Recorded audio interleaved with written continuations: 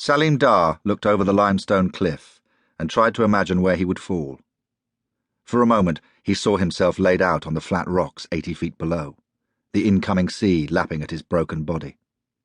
He stepped back, recoiling, as if he had caught the stench of his own death on the breeze blowing up from the foreshore.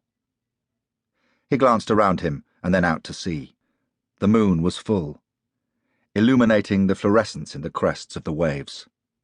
Far to the west, the lights of reconnaissance planes winked as they crisscrossed the night sky, searching in vain for him. Somewhere out there, a solitary trawler was drifting on the tide, crewed by men who would never see the dawn. Dar limped along the cliff edge to the point where he had climbed up. His flying suit was waterlogged, his left leg searing with pain. He knew he shouldn't be here, standing on Britain's Jurassic coastline, but the pull had proved too much, and he knew it was his only chance. After what had happened, the West would be hunting him down with renewed intensity. The American kuffar would increase their reward for him. $30 million? How about $155 million, the price of the US jet he had shot down a few hours earlier? But would anyone think to search for him so close to home? In another life, Britain could have been his home. He pressed a foot against the rocky ground. Tonight was the first time he had stepped on British soil, and he was surprised by how good it felt. Ancient, reassuring.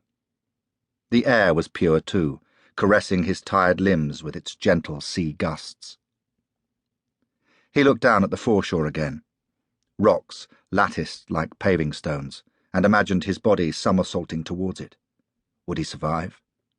His descent might be broken by one of the ledges, if he was lucky.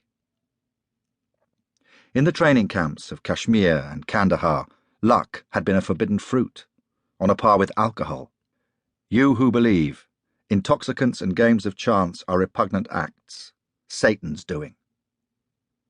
Instead, Dar had been instilled with the discipline of planning.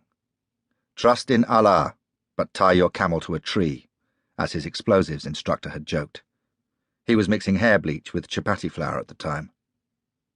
Now Dar was rolling the dice. His plan was uncharacteristically reckless, possibly suicidal, but there was no choice. At least that's how it felt. He needed to see where his late father, Stephen Marchant, had lived, where his half-brother, Daniel, had grown up. Tarleton, the family home, was not so far from here. He had seen it on the aeronautical charts. If he was to follow in his father's footsteps, he had to be sure, root himself deep within the English turf. Dar stumbled as he picked his way down the steep path, pain shooting through his leg. His knee had been cut when he had ejected. Instinctively, he checked for the mobile phone in his pocket. It was still there, sealed in a watertight bag with the handgun. He had taken both from the trawler that had rescued him earlier in the Bristol Channel.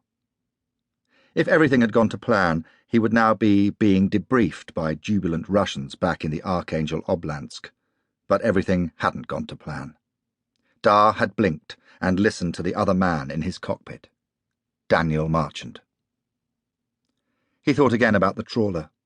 First the captain's phone had rung, then he had drawn his gun, but Dar had been ready. Thinking quickly, he had disarmed him before turning on the remaining crew members. It was after nightfall when he had finally abandoned the trawler, making his way ashore in its tender with the captain. He was below him now, propped up against a rock beside the tender, hands tied, drunk on vodka. After reaching the bottom of the path, Dar checked on the Russian. It was important that he was sober enough to speak. He dragged the tender further up into the shadows of the cliff and tore at some long grass to use as crude camouflage. The blades cut into his soft hands and a thin line of blood blossomed across his finger joints. He cursed, sucking at a hand, and went back to the Russian. He couldn't afford to be careless. "Work," Dar said. After the captain had risen unsteadily to his feet, Dar pushed him in the direction of the cliffs. He meandered across the flat, stratified rocks, head bowed like a man approaching the gallows. There was no need for Dar to threaten him with a gun. He had seen what had happened to his crew. To keep listening to this audiobook, I've left you a link in the description so you can do it. at no cost thanks to Audible's 30-day free trial.